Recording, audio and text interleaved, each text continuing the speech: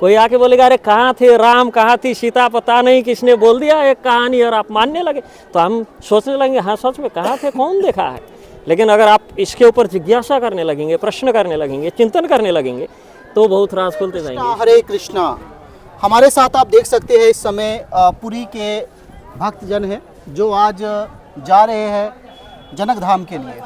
तो प्रभु सबसे पहले तो आपका बहुत स्वागत हरे है। कृष्ण।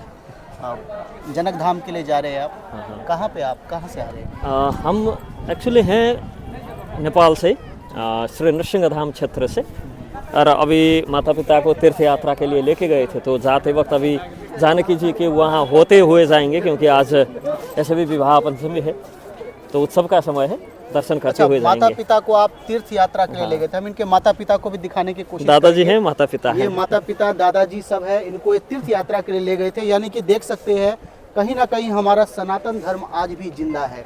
और कहा जाता है कि श्रवण जी अपने माता पिता को तीर्थ यात्रा में ले गए थे, वहीं पर उनके साथ घटना हुई थी। लेकिन आज भी बहुत सारे ऐसे बेटे हैं जो अपने माता पिता को तीर्थ स्थान के लिए ले गए थे। कहाँ का घुमा के लाए? हम गए थे मायापुर, और फिर गए थे गंगा सागर और जगन्नाथपुरी, लिंगराज आदि होते हुए अब यहाँ से आ रहे। तो आज जनकपुर रहेंगे जानकी जी के वहाँ, तो कल उनकी विदाई होगी, फिर हम काठमांडू जाएंगे। काठमांडू में आप रहते हैं? मैं काठमांडू से नज़दीक एक श्री नृसिंह धाम क्षेत्र नाम करके जगह है, हाँ, भगवान नरसिंह देव की प्राचीन स्थली है, वहाँ पे रहता हूँ, वहाँ गुरुकुल है, वहीं पे पढ़ाता हूँ।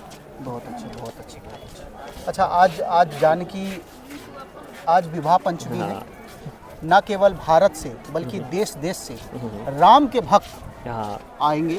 और आज जो है अपना, अब हालांकि भीड़ बहुत ज़्यादा हो चुकी है। या आपने जैसे हम मिलने तुरंत बाद आपने बताया था तो भीड़ भाड़ होगी, तो मन में वही आ रहा था। अब आज भी भीड़ भाड़ नहीं रहेगी तो कब रहेगी? आज तो भीड़ भाड़ होना ही है। निश्चित निश्चित निश्चित, सही बात है। क्या कहना चाहेंगे जो दर्शक है, खासकर विशेष करके ये जो हमारे युवा पीढ़ी है वो धीरे धीरे अपना संस्कार क्या है, संस्कृति क्या है, हमारी वास्तव में पहचान क्या है, भूलते जा रहे हैं।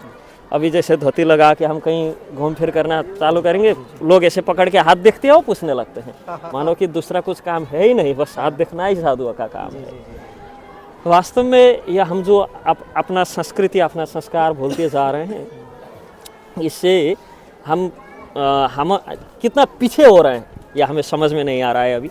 इसलिए सबको विनम्र निवेदन यह है कि अपना संस्कार और संस्कृति के प्रति, अपनी जो संस्कार और संस्कृति है उनके प्रति हमारा लगाव होना चाहिए, और वो क्या है वो जानने की इच्छा होना चाहिए। क्योंकि जब तक हमें इच्छा नहीं होगा ये क्या है जानने की, तब तक जो कुछ भी कहेगा और आप मान लोगे।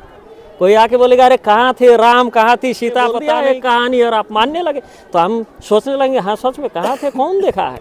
लेकिन अगर आप इसके ऊपर जिज्ञासा करने लगेंगे, प्रश्न करने लगेंगे, चिंतन करने लगेंगे, तो बहुत राज खुलते जाएंगे। इसलिए हमें ये होना चाहिए कि अपने संस्कार के प्रति और अपने संस्कृति के प्रति ये क्यों किए थे हमारे पूर्वज ने, इसके पीछे कारण क्या था, उसके प्रति हमारे हृदय में प्रश्न होना चाहिए और उसका जो उत्तर ढूंढने की प्रयास करना चाहिए। रामायण महाभारत आदि कोई काल्पनिक कथाएं नहीं, यह हमारे प्रामाणिक इतिहास है, और यही इतिहास से हम जुड़े हैं, तो हमारे वास्तविक स्वाभिमान और पहचान यही है।